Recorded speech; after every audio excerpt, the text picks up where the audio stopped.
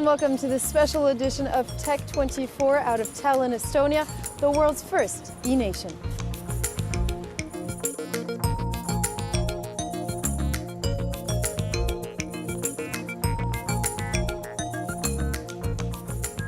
Estonia is often hailed as the most digitally advanced society in the world. Since its independence from the Soviet bloc 28 years ago, this small Baltic state has transformed itself into an e-nation with 90% of government services online. Internet access is even considered a basic human right and is enshrined in the constitution. In a tweet, the president of Estonia recently called attention to the country's high proportion of unicorns, or companies valued over $1 billion, compared to the country's population. Estonia is already known as the birthplace of Skype, one of its 4 unicorns, along with Playtech, Taxify, and TransferWise.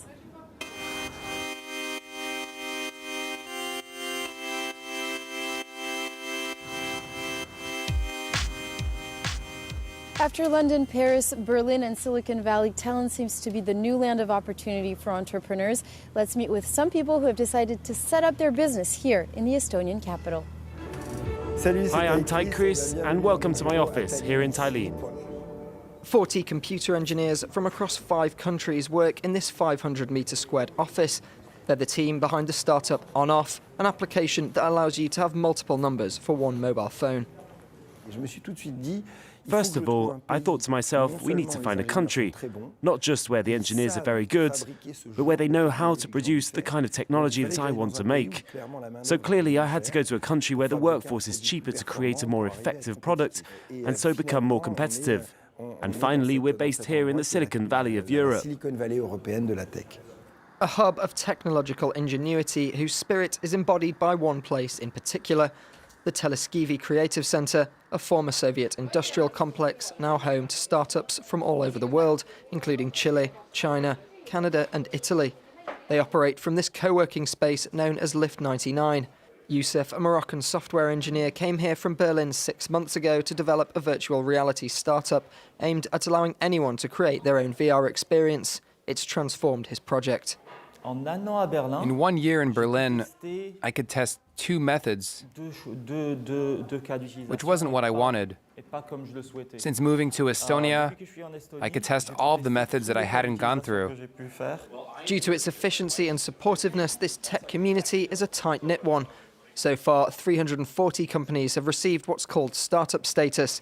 This grants them the right to apply for a startup visa or temporary residence permit in Estonia. The startup visa is just one of the ways people can bring their company here. E-residency allows you to be a digital citizen without setting foot in Estonia. Then there is the digital Nomad visa, which is being launched here in January and differs from the startup visa. Startup Estonia is a government initiative which works to support and encourage the country's startup ecosystem. The main difference is that the digital Nomad visa gives you a right to just come here for a brief amount of time, but you can also continue traveling after that. But with the startup visa, we see that people actually commit themselves to at least a couple of years in Estonia. They want to benefit from the community and then get the contacts and maybe scale out. As Estonia looks to attract more and more international entrepreneurs, it now has to respond to new challenges. How to ensure that the necessary infrastructure is in place for those who choose to up sticks and move here. The e-Estonia project aims to make the government more efficient and more transparent. Every single citizen here has a secure digital identity, enabling them to file their tax returns, check their medical records, and vote. Estonians can do pretty much everything online, apart from marrying, divorcing, and buying a house. Let's meet with one of the founding fathers of this project.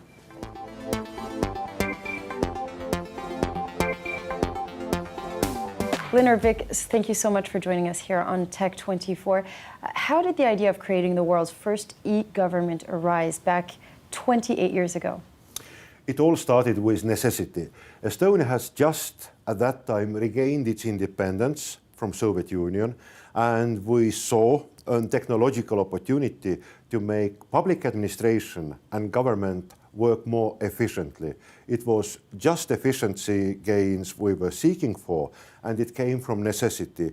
We were not able financially to maintain the public administration and bureaucracy as we know in Europe. And now, how did you gain people's trust? Trust can be gained with an interaction. As we say often that it takes 10,000 hits in golf to become somebody who knows how to hit.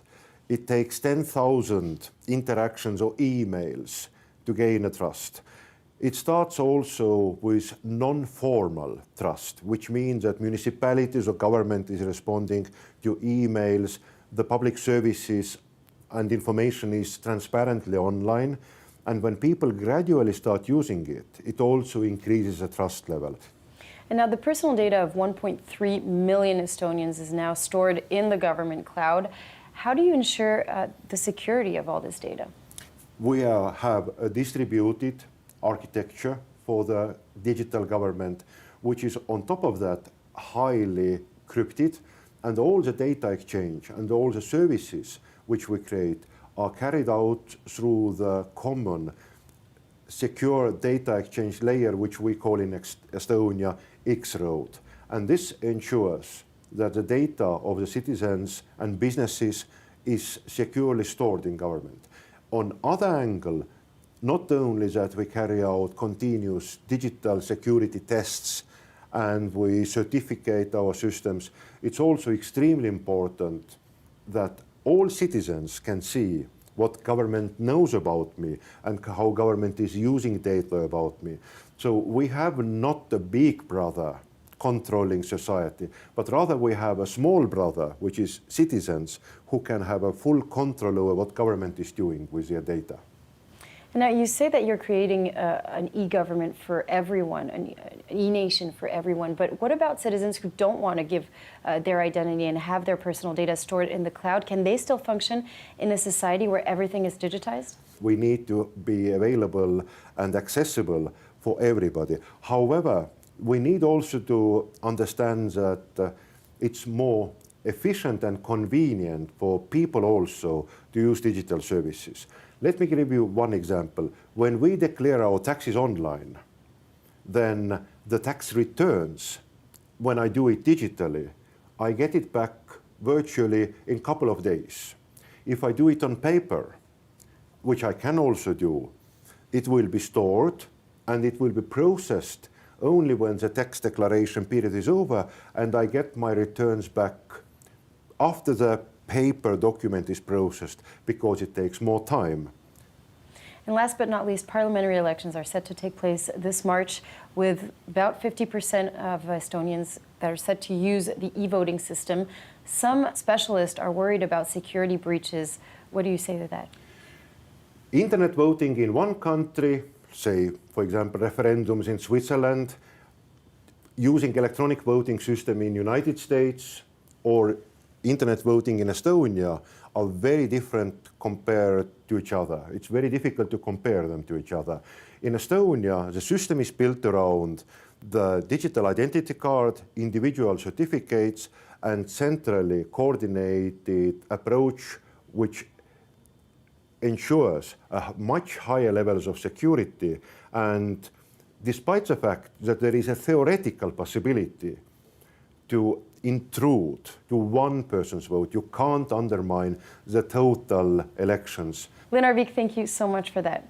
And it's time for our Test 24 segment of the week, and Dhananjay Kadalkar is here to tell us just what it's all about to be an e-Estonian.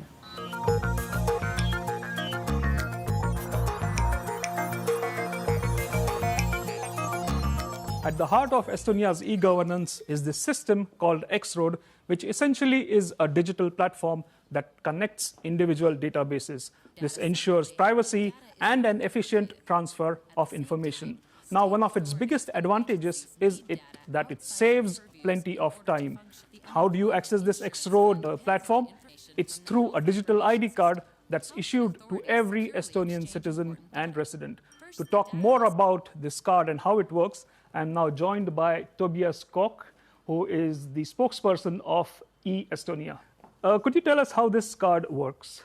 You have a physical card that is issued by the Estonian government, by the Police and Border Guard, and with the help of this card, you can log into information systems and also actually give digital signatures. This could be now ID card based, but also based on the mobile ID. So you can actually also use your mobile phone in order to access public service. This is actually my ID card. So I'm plugging the card into the computer. There's an integrated smart card reader.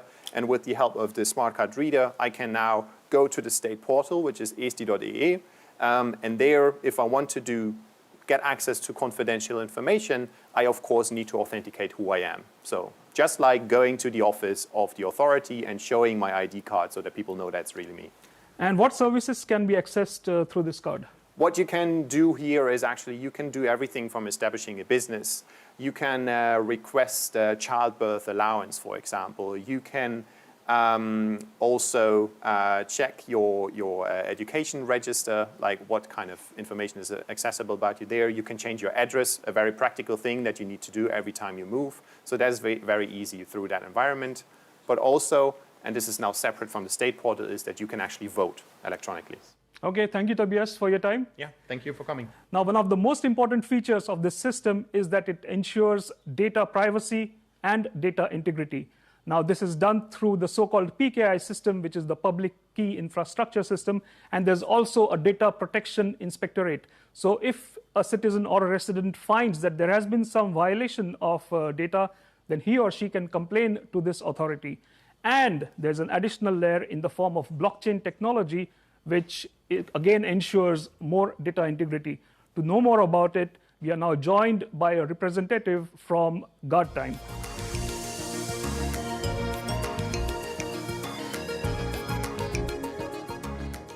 How does blockchain technology help in ensuring data integrity? So the way KSI blockchain works is that a user of the services has some kind of data which it wants to protect. It hashes a data. It can be, for example, a medical record.